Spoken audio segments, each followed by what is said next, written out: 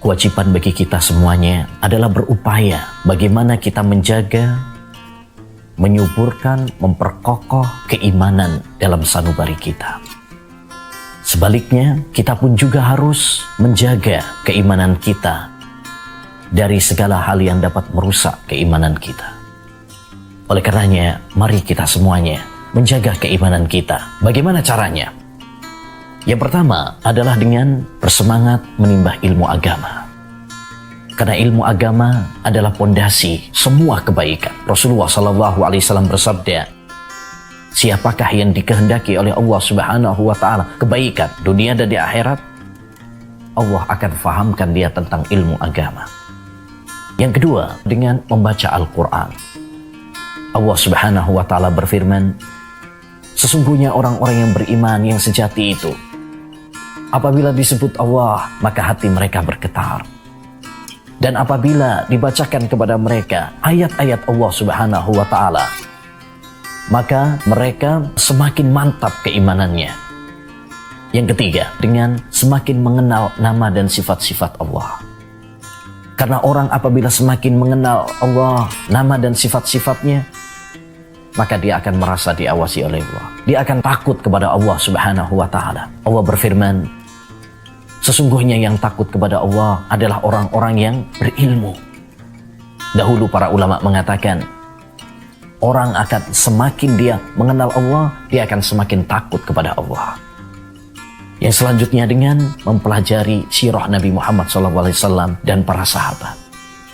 Jika kita ingin meniru kekuatan iman, tirulah kekuatan iman Nabi dan para sahabat yang sudah ditegaskan oleh Allah. Allah ridho kepada mereka dan mereka pun ridho kepada Allah. Bahkan Allah menjanjikan surga bagi mereka. Yang selanjutnya dengan merenungi dan menghayati makhluk-makhluk Allah yang ada di sekitar kita.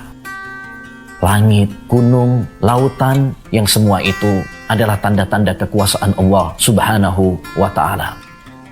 Dan merenungi pada diri kita. Allah Subhanahu wa Ta'ala berfirman, pada diri kalian apakah kalian tidak melihat?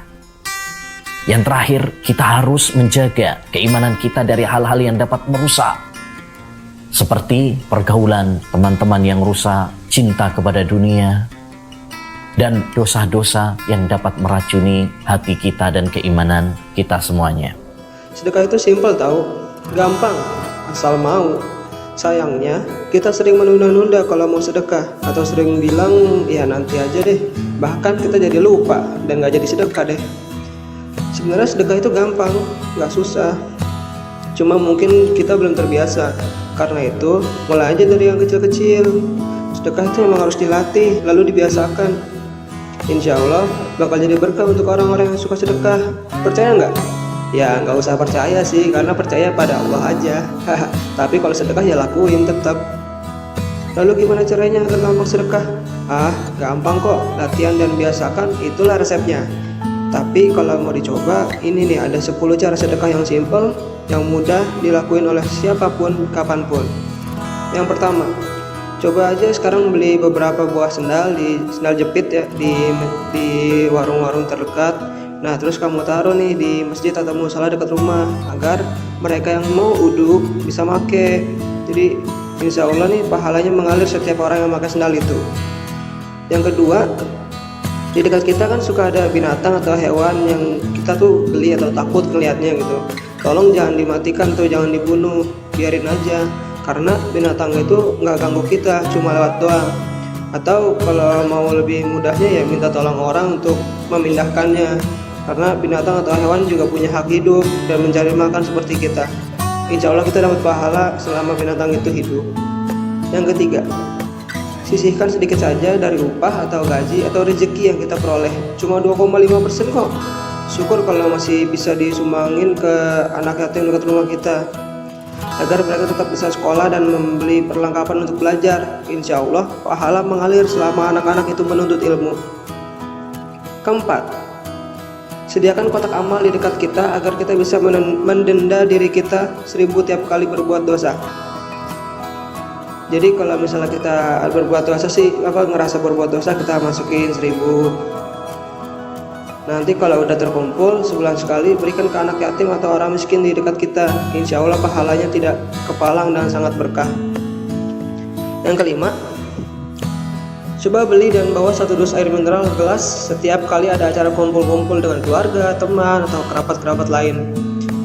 Dan itu minuman itu nanti bisa diminum oleh mereka yang merasa haus. Insya Allah tiap tetes yang diteguk menjadi pahala buat kita.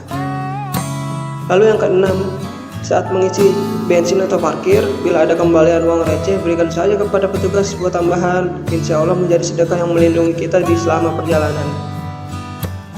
Yang ketujuh, coba beliin juz sama atau Al-Quran di madrasah atau pengajian anak-anak dekat rumah kita agar bisa dipakai dan dibaca oleh mereka setiap kali belajar. Insya Allah tiap huruf yang dibaca menjadi amal buat kita. Yang kedelapan, coba hindari berpikir negatif dan berkeluh kesah setiap hari walau kita punya masalah, agar hati dan pikiran kita jadi sehat dan tentram sehingga enak dipandang mata. Insya Allah kalau tampang kita enak dipandang mata, jadi sedekah juga buat orang lain. Yang kesembilan, berikan senyum kepada semua orang yang kita temui, kenal atau tidak, yang penting senyum. Insya Allah jadi sedekah juga buat orang lain.